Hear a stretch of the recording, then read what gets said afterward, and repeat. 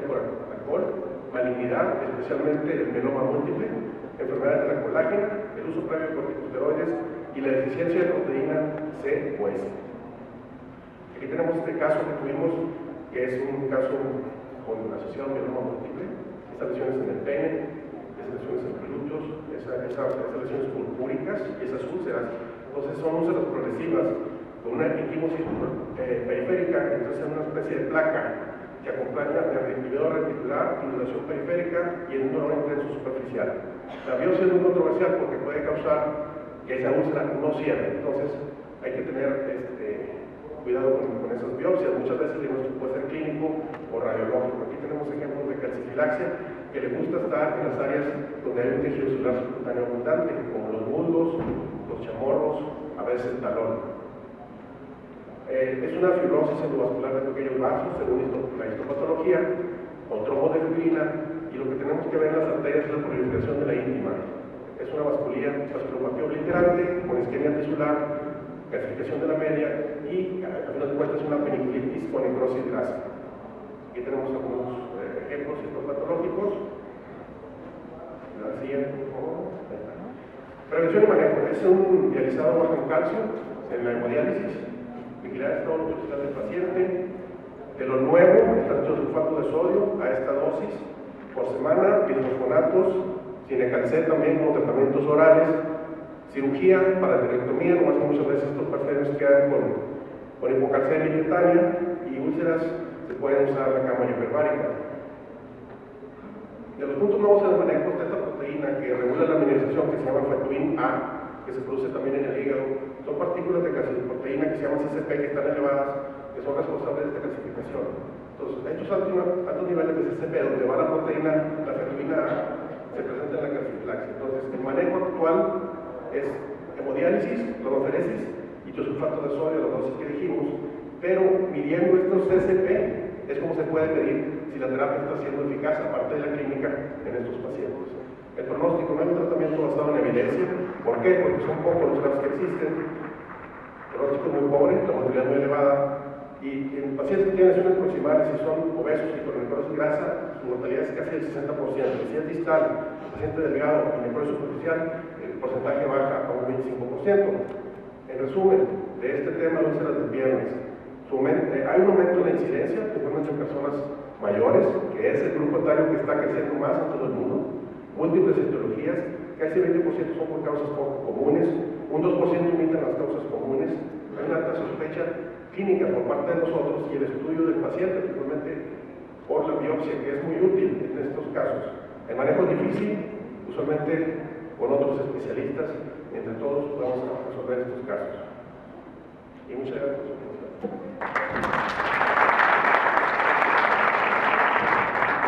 Muchas gracias, Daniel. A continuación, el doctor José Alfredo Soto, él es dermatólogo del Instituto Dermatológico de Jalisco, nos va a hablar de abordaje de fluoritos de origen sistémico. Muchas gracias a la doctora Blanca Carlos por la invitación que nos hizo para estar con ustedes, al doctor Vicente Torres, y un gusto volver a saludar después de algunos años a mi amigo, el doctor Roberto. Bueno, y de lo que yo les voy a hablar es el abordaje del fluorito de origen sistémico. Y bueno, la primera definición que existe de fluorito se debe a Samuel Aferrado, quien en 1660 describió que el fluorito es la sensación no placentera que dispara el deseo de rascarse. Sin embargo, el filósofo y escritor francés Michel Montaigne, en sus ensayos escogidos, comenta: nunca me he visto sarnoso, sin embargo, rascarse es uno de los más dulces placeres naturales y está siempre al alcance de nuestra mano. Sin embargo, existen cosas chuscas como estas, en donde dice, esto no es basado en evidencias, obviamente, que el tratamiento ideal para el fluorito es el rascado, es barato y da resultado. Y refranes suizos como este que dicen que te salen granos en los glúteos y no te los puedas rascar, algo que debe ser terrible y un mal deseo. Sin embargo, ya hablando más coherentemente del fluorito, por lo que acabo de decir no es tan incoherente, me parece. El prurito constituye una parte esencial de los mecanismos de defensa innatos del cuerpo. Es un sistema de alarma para remover sustancias dañinas o peligrosas de la piel. El Foro Internacional para el Estudio del Prurito, en relación al prurito crónico, que es el que se relaciona con enfermedades sistémicas, lo define como aquel prurito que persiste por 6 semanas o más. Sin embargo, así como existe fiebre de origen desconocido, carcinomatosis de origen desconocido, en dermatología también tenemos el concepto de prurito de origen desconocido, que tiene estos 3 criterios. Prurito que afecta de forma simétrica grandes áreas de la economía de la piel. Ausencia de lesiones dérmicas primarias que orienten al diagnóstico y persistencia de por lo menos 3 semanas. Y aquí tienen ustedes una imagen en la que podemos ver cuál es a grandes rasgos el área del prurito. Se origina a nivel de la epidermis y de la unión dermoepidérmica con fibras histaminérgicas y no histaminérgicas, y además estrechamente relacionadas con neutrófilos, linfocitos T, eosinófilos, células cebadas, queratinocitos, y aparte la síntesis de neuropéptidos. Estas vías, que son selectivas, no mielinizadas, de conducción lenta, empiezan en el ganglio de la raíz posterior, hacen un segundo relevo en el cuerno posterior,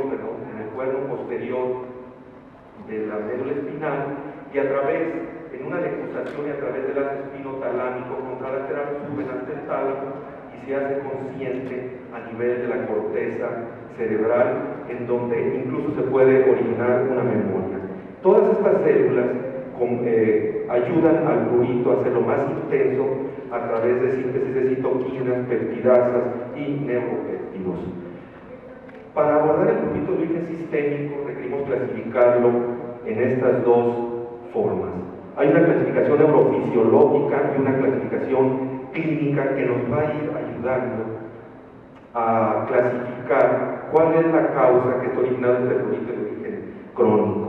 Aquí tienen ustedes la clasificación neurofisiológica del prurito, la divide en 4 grandes grupos: un prurito septivo que se origina en la piel, un prurito que se origina a través de mediadores centrales en el sistema nervioso, que es el neurogénico, uno psicogénico, que es somatomorfo, y otro que se origina a través del daño neural, que es el neuropático. Para clasificar el prurito, la forma más sencilla de hacerlo, sobre todo porque son casos no tan sencillos de diagnosticar, es hacerlo a través de 2 pasos. El primer paso es asignando un grupo a los pacientes que tienen prurito. Y estos pasos van a ser: el paciente tiene o no tiene manifestaciones cutáneas, y así lo clasificaremos en estos 3 grupos. El grupo 1, prurito en piel enferma. El grupo 2, paciente que tiene prurito pero no tiene piel enferma. Y el tercer grupo, que es el más común cuando vemos los pacientes con lesiones por rascado crónico. Y así tenemos que cuando tenemos un paciente con prurito sin enfermedad dermatológica obvia, debemos pensar en una enfermedad sistémica en aproximadamente 10 a 50% de los casos. El rango es amplio, pero vean la cantidad de artículos que más o menos están de acuerdo con este rango.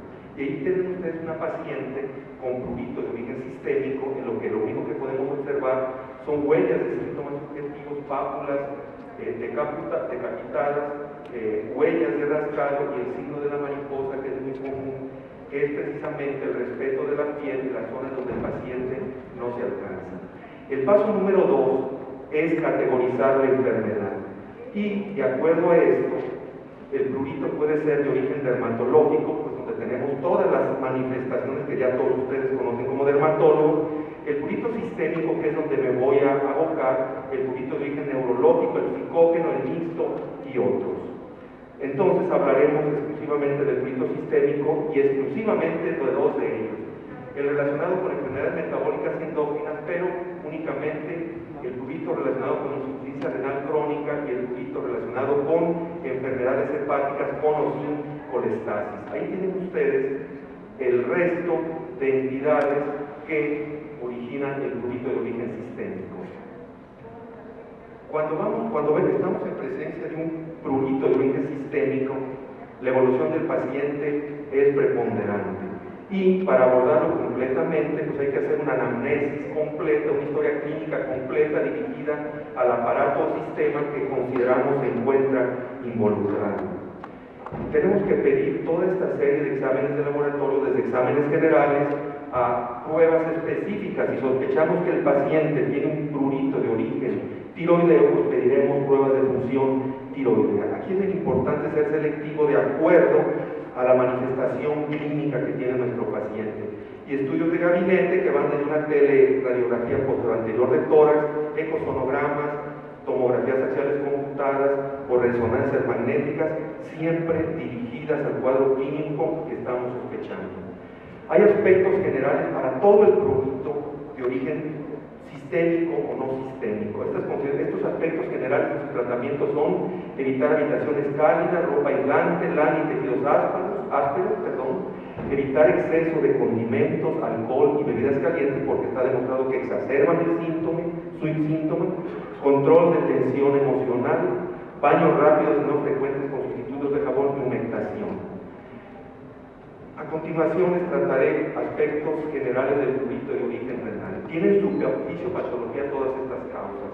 Patogénesis oscura, se considera que hay un desequilibrio del sistema inmune, es decir, esto condiciona un estado proinflamatorio, desequilibrio del sistema opioidérgico con hiperactividad del receptor mu-opioide, desequilibrio del producto calcio-fósforo, hiperparatiroidismo secundario, anemia, niveles séricos elevados de histamina, como se ha reportado en series con pacientes que presentan insuficiencia renal, y un patrón de inervación anormal, ya que estos pacientes se ha demostrado que tienen neuronas que responden a la amilasa. Se presenta aproximadamente en el 15 al 49% de pacientes con insuficiencia renal crónica, 90% de pacientes en diálisis, más en hemodiálisis y usualmente de 1 a 3 meses después de que se inicie el tratamiento. Puede ser localizado o hasta en 2/3 partes es generalizado y se presenta principalmente la afección en la espalda y asociado usualmente con cirrosis y prurito. Ahí tienen ustedes un paciente en el que pueden ver la hipermelanosis que presentan los pacientes con insuficiencia renal, generado por déficit de la eliminación de hormona estimulante de los melanocitos y hormonas derivadas del proiolo melanocortina. Zonas de liquenificación, pápulas decapitadas. Y vean ustedes la gran cantidad de tratamientos que hay para prurito de origen renal. Ahí tienen ustedes el nivel de evidencia. Con evidencia 1, el ácido gamma-linoleico al 2.2%, la pramucina, el carbón activado al 6 gramos por día, es un tratamiento que yo he usado con buenos resultados, la gabapentina, cromoglicato de sodio, montelucas, talidomida, fototerapia, VB, que es otro de los tratamientos también que han dado muy buen resultado en el prurito de origen sistémico. La nalfurafina, que es un agonista del receptor kappa que bloquea las vías del prurito, y el resto de medicamentos pues con niveles de evidencia 2 y 3. Sin embargo, el tratamiento curativo es el trasplante renal. En cuanto a la fisiopatología del prurito de origen colestásico, ahí tienen ustedes relacionado con disminución del flujo biliar, incremento de sales y ácidos biliares, bilirrubina y otros colégidos, y elevación de péptidos opioides. Las causas más comunes, cirrosis biliar primaria lo da hasta el 80%, hepatitis C crónica hasta un 15%, y causas más comunes las que ustedes tienen ahí. Una paciente que nos tocó ver con prurito de origen hepático, con un carcinoma de la encrucijada biliar, vean ustedes ictérico, ascitis, huellas de rascado prácticamente generalizadas, una paciente con cirrosis biliar primaria, vean la fase de la paciente caquética, huellas de rascado con placas liquenificadas y huellas de rascado. Ahí tienen ustedes los tratamientos, el nivel de evidencia 1, 2 y 3, y sobre todo el manejo quirúrgico de la vía biliar. ¿Cuál es el comentario final de este pequeño trabajo sobre prurito secundario de enfermedades sistémicas? Que debido a que no existe una terapia antipruriginosa efectiva para todos los pacientes, es de suma importancia conocer la etiología específica para así ofrecer el tratamiento más adecuado de acuerdo a las guías de manejo reportadas en la literatura y sobre todo afinadas por nuestra experiencia. Muchas gracias por su atención.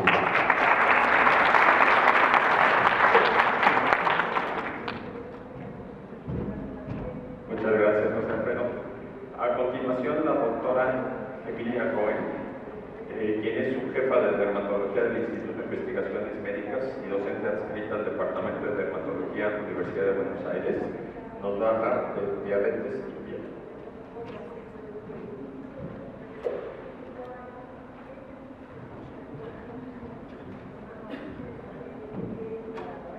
Bueno, buenos días a todos. Por supuesto, muchas gracias por la invitación para hacer original a la doctora Blanca Carlos y a la Academia Mexicana de Dermatología.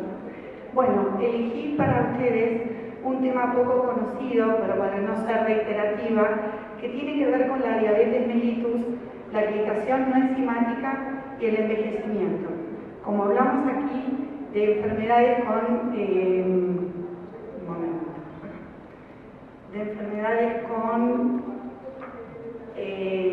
medicina basada en la evidencia, creo que todos conocemos el eslogan de la diabetes es un modelo de envejecimiento, pero creo que pocos conocemos el mecanismo molecular a través del cual esto se produce, y de esto se va a tratar la charla.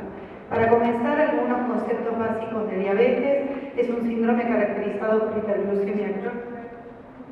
¿Pueden resetear el reloj, por favor?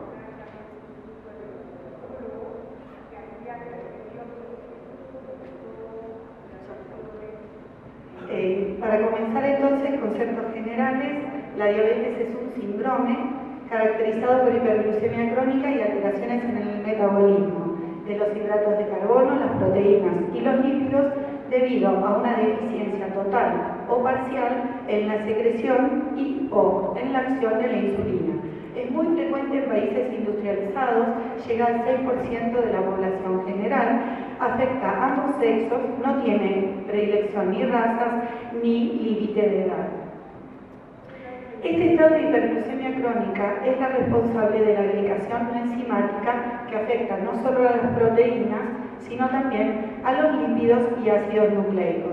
Esta reacción fue descrita en 1912 por Maillard, en donde se generan productos que se llaman productos de glicación no enzimática avanzada, y un ejemplo concreto de ello es la glicación no enzimática del colágeno, que se llama colágeno AYE o colágeno modificado.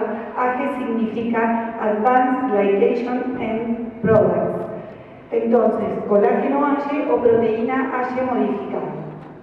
Bien. Veamos qué sucede cuando el colágeno es modificado a través de esta glicación, que no es más que la unión de la proteína con un azúcar. Fíjense ustedes, en este artículo del 2010 explica que el síndrome de engrosamiento cutáneo y la limitación de la movilidad articular se debe a la glicación no enzimática del colágeno, que produce una modificación de las propiedades de estas fibras de colágeno con mayor endurecimiento y mayor rigidez. Al perder las propiedades mecánicas, pierde la elasticidad y la capacidad tensora. Y fíjense qué interesante que esto no solo afecta al colágeno de la dermis, donde explicaríamos el síndrome de engrosamiento cutáneo, sino que también afecta al colágeno de las articulaciones, de los tendones y los músculos. Por eso, también es responsable de esa contractura en flexión que presentan muchas veces los diabéticos. Pero fíjense también que no solo la glicación no enzimática está involucrada en la etiopatogenia del síndrome de engrosamiento cutáneo, sino que también afecta a la xantosis o piel amarilla del diabético, que antes creíamos que tenía que ver con el consumo de zanahoria y zapallo en exceso. Hoy se sabe que no tiene tanto que ver con eso, porque de hecho la carotinodermia no es elevada en los diabéticos, sino que el tema es que acá hay productos de glicación no enzimática avanzada que son de color anaranjado, y eso es lo que provoca el color amarillo de la piel. Y también está involucrada la etiopatogénesis de la necrobiosis lipoídica, aunque esto está controvertido y todavía no hay una explicación clara de la etiopatogenia de esta enfermedad. pero sí está comprobado que está vinculada a la etiopatogénesis del apoyo del diabético, en donde la glicación no enzimática de las fibras